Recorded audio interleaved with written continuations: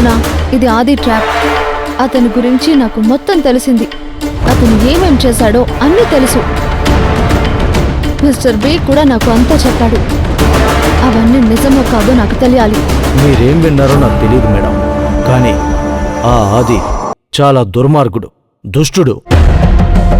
శివగామి గారి మీద కోపంతో నేను రావంతో ఆదితో కలిసి పనిచేశాను.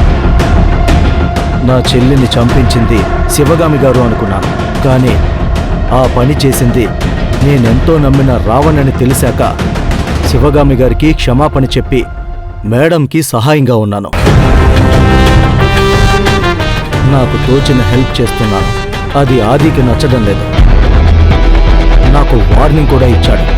నేను అతనితో అంటీ అంటున్నట్లు ఉన్నాను.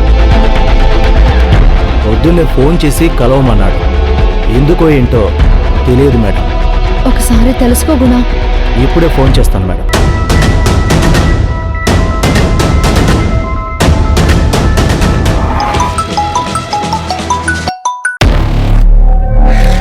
చెప్పుకున్నా. ఫోన్ చేసి కలవమన్నారు కదా బాయ్. నాకు కలవడానికి కుదరటం లేదు. నాకు తెలుసు నువ్వు చాలా బిజీ అయిపోయావని. నీకొక ముఖ్యమైన పని చెప్పాలి. శిశిరతో నాకు చాలా ఇబ్బందిగా ఉంది. నేను చెప్పిన మాట వినటం లేదు. ప్రతిసారి ఏదో ఒకటి చెప్పి శిశిరని ఏమార్చాల్సి వస్తుంది. ఆ శివగామిని దూరం చేయాలి.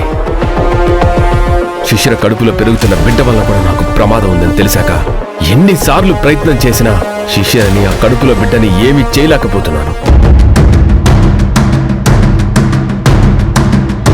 బాయ్, నేనేం చేయాలి? శిశిరని అంతం చెయ్యాలి.